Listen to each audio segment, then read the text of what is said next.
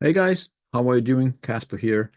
As mentioned in the previous video, I didn't do anything yesterday, even though, there were a lot of things to cover. I wasn't able to because I had a bit of an, quote unquote emergency thing to go to the hospital. It ended up being quite all right, but yeah, I will go through quickly here the commodities. We will do the hard metals, but also the softs.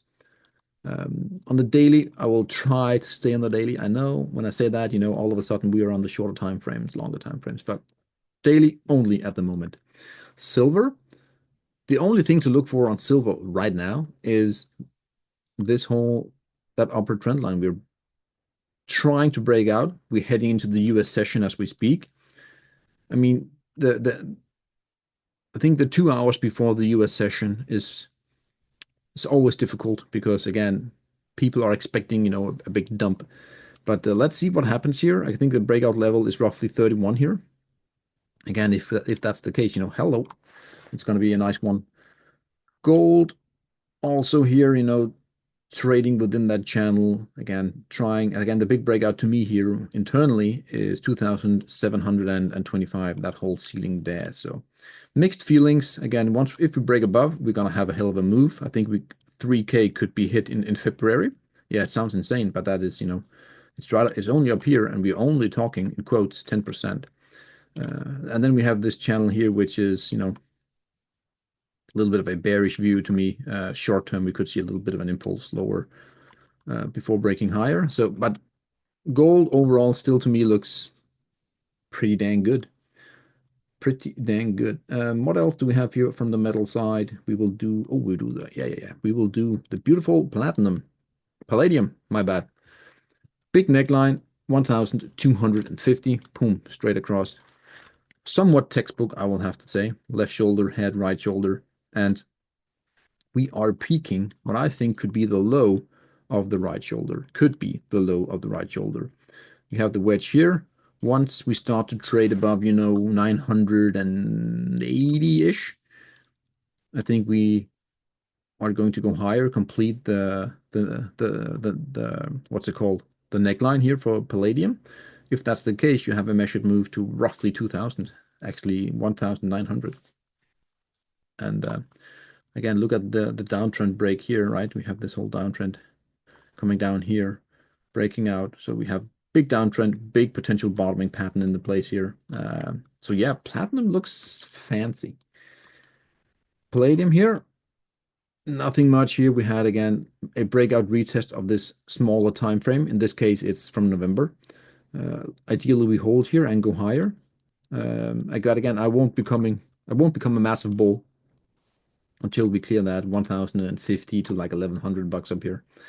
It looks pretty dang good, We've seen this multiple times, right? Bull flag at the end. So, will it happen? I absolutely believe so based on this, but confirmation, that's the pocket up there. So, copper, how are you doing? Ooh, okay. I like copper here. Cleared the internal resistance here. The downtrend there is broken. We're gonna tag it here, like we talked about. I think we're gonna pull back. Then we're gonna break on the fourth. Copper looks at the moment extremely nice and just waiting for a break. Once we break, I see the triangle high here. Again, we're going to like just a tad north of $5 initially. That is my target for copper.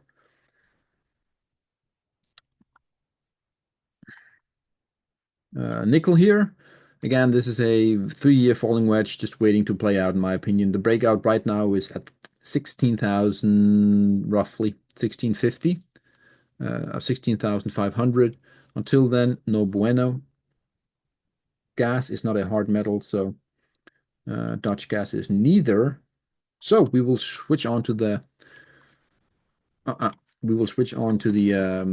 the softs here. Cocoa. Again, godly entry there. Again, I messed it up so insanely over there. It's not even funny. It is what it is. Massive surge and flagging there, breaking, tagging the highs, and now consolidating a bit. Massive. This to me again is just a huge short squeeze. Same thing here, short squeeze, because it's just vertical, straight up. Again, shorts just have to cover forced selling or forced buying in this case. And you could argue, again, this might be a bit premature, but hey, we might go higher on cocoa. Hello, what an insane move. And by messing it up, again, messing it up is a bit, I sold it there, the highs, expecting a bigger pullback, but clearly we just had a massive short squeeze. And looking into it, to me, looking at the Heikin-Ashi, not the Heikin-Ashi candles, something broke right there. That is not normal.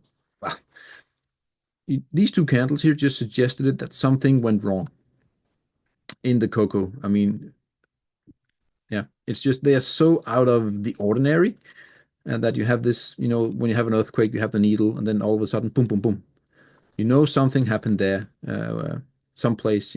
That's the same here. Something, boom, boom, and then you just going higher, squeezing, and that's when the short squeeze really began. I was expecting a move down before we went higher, but yeah, cocoa, Jesus, what a move. Coffee, I love coffee here breaking. It's so beautiful.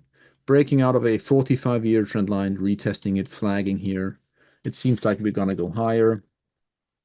We have to do the monthly. I know. Look at coffee is going way, way, way higher.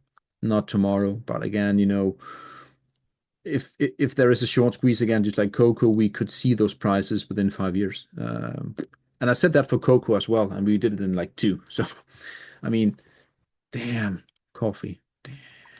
JVA is the way to play it, I think, if you can't do the futures. Sugar here, playing with the lower trend line here, peaking a tad below. We had that whole bull flag, beautiful setup there. Once you break it, you're going to wash out a lot of bulls. So right now, sugar here looks a little bit, it looks weak, but I'm also think we are at the end of this whole puke there. The uptrend here, in my opinion, if we are to be really precise, is still somewhat intact, right? Depending on how well you make that trend line. So could it be that we can actually take it there to the that? Yeah, cool. That makes a bit more sense to me. So I think sugar is going to go higher here, even though we had that failed bull flag. I still see this as a, then you're going to break out. Soybeans, I really like soybeans here, sitting at a long-term support. Again, the big breakout is right here. So once we start to trade above like 11K, I mean, soybeans is also going way higher. We have almost 3 impulses. I don't love it that much. I would have liked this to be a little bit lower, but still, that line counts no matter what. So yeah, soybeans also looks like a sweet pocket there. Corn, yeah, we broke my internal trend line here. I can see here breakout, retest, resumption, overall bull flagging here. Corn looks good, wants to go higher. Should you be buying here? No, I don't think so. I think you will get a chance later on in time, right? But still, let's do the weekly. We have an upsloping lower, a flat top. This one wants to break out, right? Again, percentage-wise. Wheat here, again, I think it's bottoming out right here, right now. You can see here internally there is actually a little way to snipe it. You can get in early before the big breakout here. And yeah, I mean, I think we're at the bottom. I really do believe that we are at the bottom here for wheat. Cotton? Do we want to look at cotton? Yeah, no, yeah. Nah, we don't want to look at cotton. Tin, no, what's that? That is live cattle. Again, let's do it.